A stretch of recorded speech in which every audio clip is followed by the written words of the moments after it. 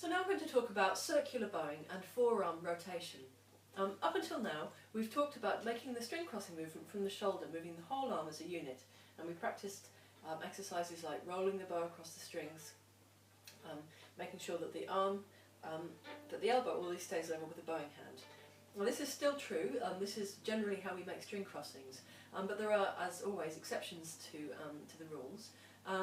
When we're playing very quick string crossing movements, say moving from one string to another rapidly, something like this, that movement would be quite clumsy if we were doing that with the whole arm. So I'll show you what that would look like with the whole arm.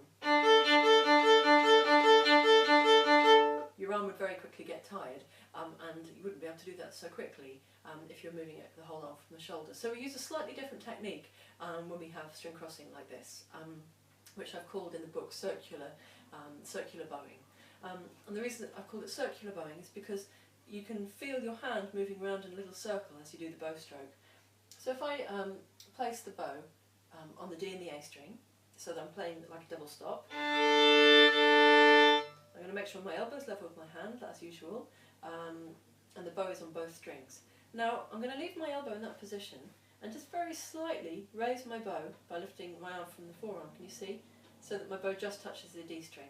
And now I'm going to rock it a little bit so it just touches the A. So you can see that my elbow is staying more or less still, and I'm just moving the bow from the forearm.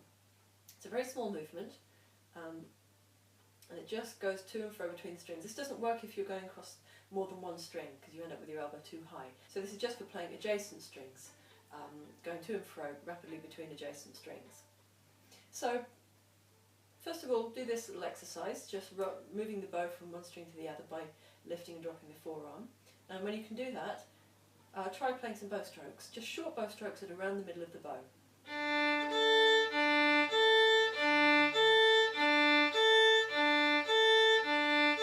Can you see that as I do that, my hand is basically drawing a little circle in the air, so if you can see.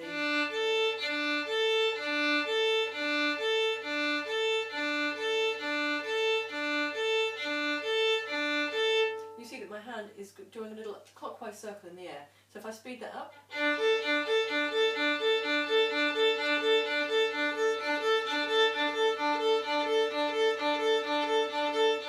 so if I do the same thing but I start on an up bow, I get the same effect, but now I'm drawing anti-clockwise circles.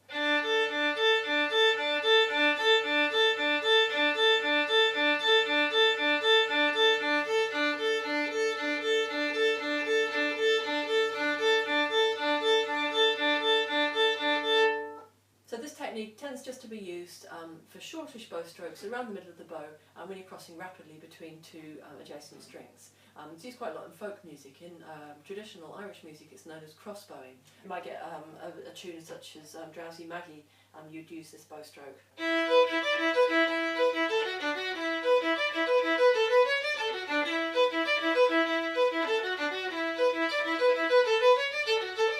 So that's an example of when you might use that bow stroke in folk music.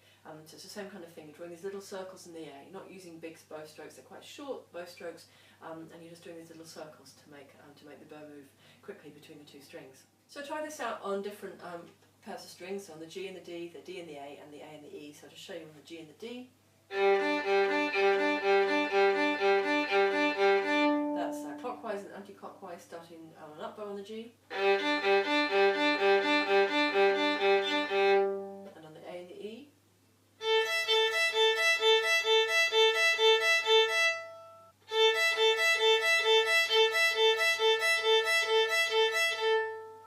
So there are two studies in Violinworks Book 2 for practicing this kind of string crossing. So the first study is just going between the A and the E string, using the forearm rotation in a clockwise direction.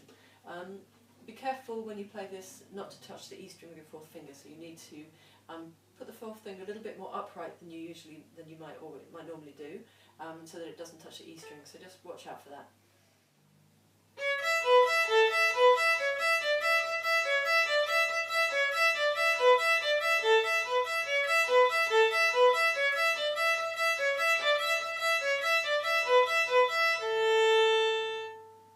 And the second exercise combines string crossings using the whole arm, like you're used to doing, with circular forearm rotation in the middle section where the quavers are, and that's from bar 17.